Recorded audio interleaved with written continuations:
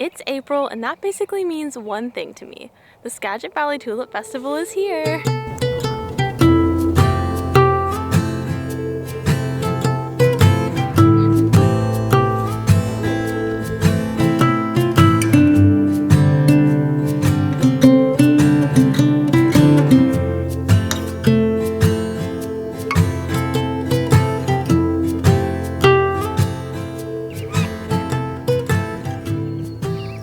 Lucky enough to visit this festival a couple of times over the last few years, so this year I wanted to try something new and challenge myself to visit all 4 farms in one day. If you've never been before, it can be a little bit confusing deciding where to go on your trip because the Tulip Festival doesn't just happen at one location.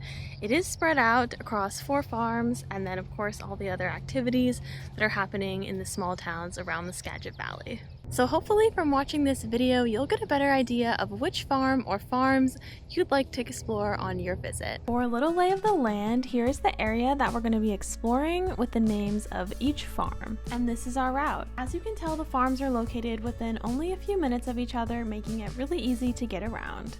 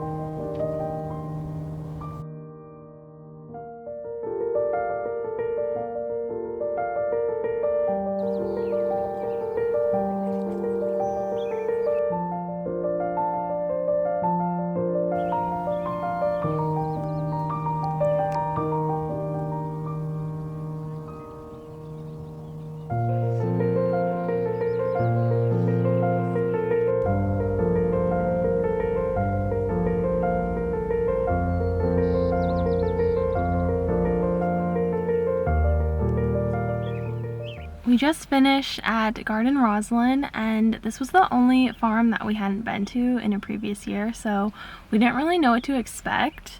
I had a feeling it would be a little bit more natural than the other ones based on their website. They describe it as being a boutique countryside experience, and I think that's pretty true. To me, it feels even more park-like or natural garden-like than some of the other ones just because of the atmosphere and how quiet it was. There was a lot of nature sounds like frogs and birds and really not many people at all, so I feel like this is definitely a hidden gem. Probably the most unique feature is the pond, which makes for some really neat reflections and just photo opportunities you can get. And there's also some geese and baby geese, which were really cute. Alright, we are just leaving now. This is the parking lot at 9:45 a.m. on a Thursday. Not very busy. We're on our way to RoozenGaarde now, which is just down the road. I think where we started this morning was the perfect way to start the day. Nice and bright and early at 8 a.m. and it was really peaceful there. I think there was a part of me that wanted to stay there all day long because of how nice it was. Okay, it's 10 a.m. and we just parked at RoozenGaarde, which has a giant parking lot, and it's about at least 10 times more busy than Garden Rosalyn. Wish us luck.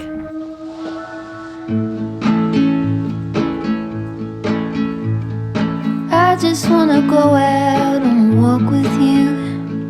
Baby, you know I just like to talk with you. You don't have to tell me anything that's new. I just wanna go out on a walk with you.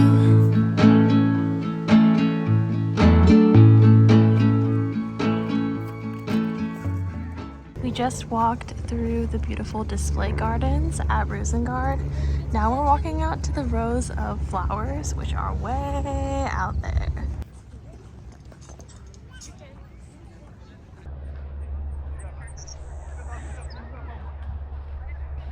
We made it out to all the fields. I think in total there's 60 acres, but it's pretty much flowers for as far as you can see in any direction here, and like every color: white, yellow, pink, red, purple, and I really like the multicolored ones like these. They're so pretty.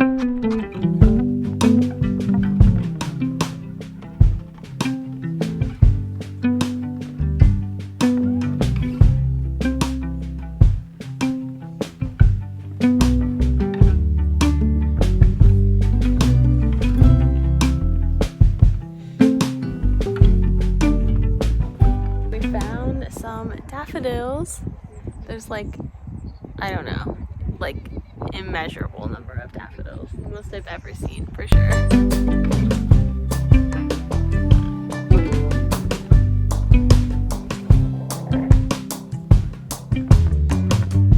One of the nice things about going to a bigger farm is that they have some food options. We've had the fudge before, and it's from a local brand in Anacortes, so that's pretty cool. They also have a generously sized gift shop that's probably my favorite one in the area. Since RoozenGaarde is the biggest, they also sell their bulbs of tulips, daffodils, hyacinths, all kinds of stuff. It's 11:30 and we just finished at RoozenGaarde.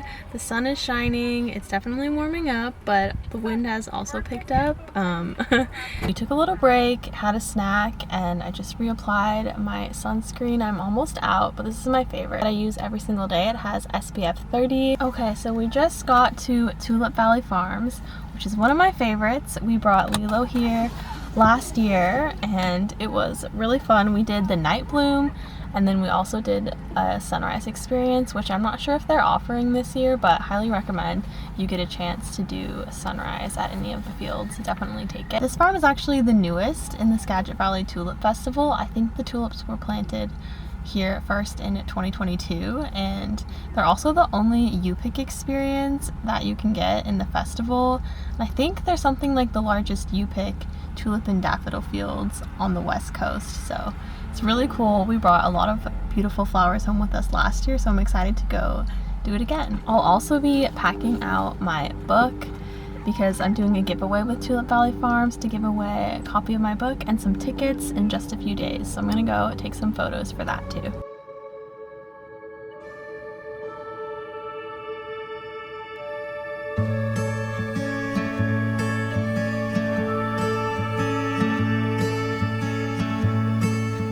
Hi friend! We'll have to come back and get some tulip stems. Your name is Sugar? Hi Sugar! It has a little tag on its ear. We are walking out in the fields at Tulip Valley Farms now. You can probably tell that there's a lot of trees around me, which is not something you see at many of the farms, especially at the previous one. I think that's such a pretty touch. It's gonna be so cool when they're mature trees and there's like shade and just some extra greenery around here. I think that's really nice. We are walking out here to do a U-pick. They gave us a couple of buckets and we're gonna pick 10 flowers each. This farm actually is quite a bit bigger than it might appear at first sight, because it's like pretty deep. We're walking pretty far back here.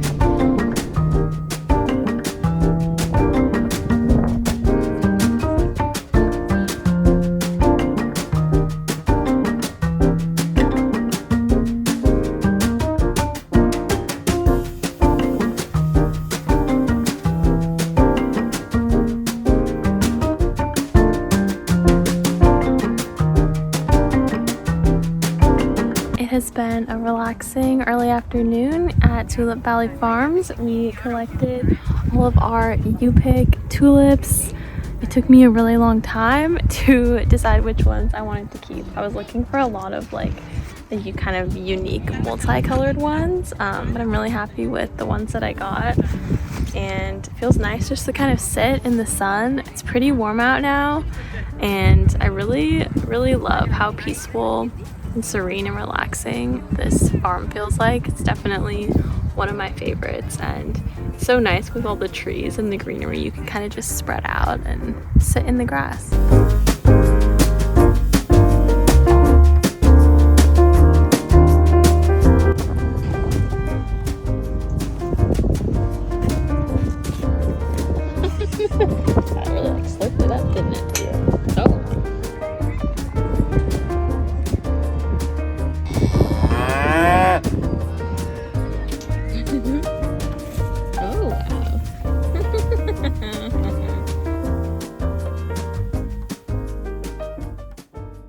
we just had a lovely 2 hours at Tulip Valley Farms, and it's definitely slowing down up here. There's not too many cars left in the parking lot relatively, and yeah, we got our U-pick and we had fun feeding the extra leaves that you pick off from the flowers to the mini Highland cows from Cleelum. They were super cute. They like slurp it up, which is kind of funny, and we heard them mooing and actually kind of like, I don't know, headbutting, which was kind of funny. But yeah, we spent a lot of time just out there in the trees, sitting in the grass and really soaking up the sunshine.